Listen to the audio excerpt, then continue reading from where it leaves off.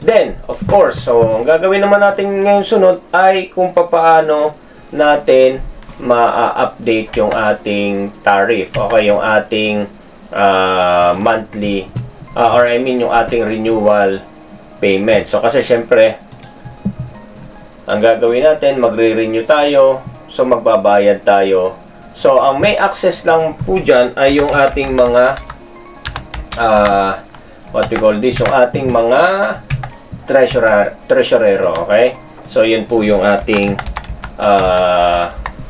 may access po dyan, okay? Yung ating mga treasurero.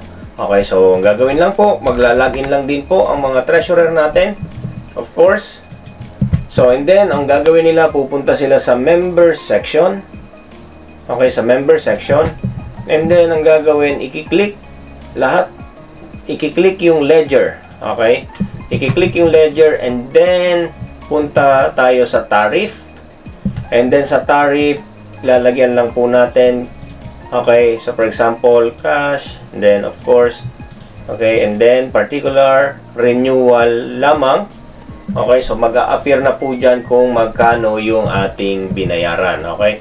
So, kung ikaw naman ay new, so mag-a-appear din po dyan sa kung saan napupunta yung ibinabayad natin. So, since tayo ay renewal, so ganun lang po ang gagawin natin dyan. So, kung kailan ka nag-renew, syempre, kadalasan, ang renewal naman natin ay every first of the year. Okay? So, yan po, proseso na yan.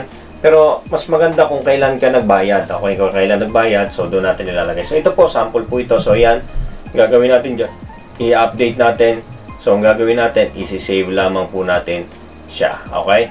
So, once na ma-save siya, okay, na-process siya. Okay? So, hintayin lang po natin, processing. So, hintayin natin. So, that's it. So, it's already done. So, yan, nakapasok na po siya sa record. Okay, so makikita ninyo mga kuya. So, yan, inilagay natin sa January ko. So, yan po. So, yan yung breakdown ng ating binayaran na 1,000. Ayan, so, yun. So, punta lang kayo ng members. Punta kayo ng ledger. Punta kayo ng all. Okay, para ano. Ayan, so, yan. So, makikita ninyo kung ano po yung binayaran ninyo na 1,000. Ayan po. So, ganun lang po mga kuya. So, ganun lang po siya kasimple. And then, of course, makikita rin natin dito, okay, sa report, okay, makikita natin dito yung mga members natin, yung summary ng mga members natin. So, pwede po nating i-update yan para malaman natin kung sila ay active pa or inactive.